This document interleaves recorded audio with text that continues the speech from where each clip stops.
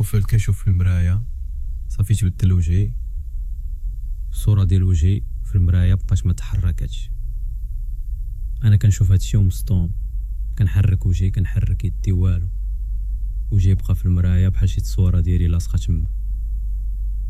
شوية دار وجهي كيحل فمو بيديه بجوج، هو كيزيد يوسع فمو، كيزيد يوسع كيزيد يوسع حتى ولا ساد المراية كاملة، وبداو كيخرجوا منه بزاف ديال البخوش كحلين وكبار.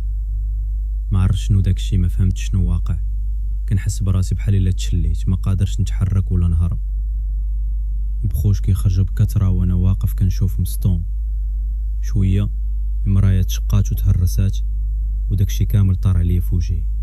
قويت وبقيت راجع للور حتى حسيت شي حد واقف ورايا. درت بالزربة نشوف شكون، كنلقاها مرا شارفة مكمشة وشعرها طويل. بقيت كنحقق فيها وعرفت هي نفس المرا اللي كانت في التصويرة.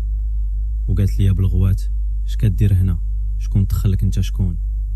تخلعات وقلت ليها انا دخلت لهنا بغيت نعرف القصة ديالكم.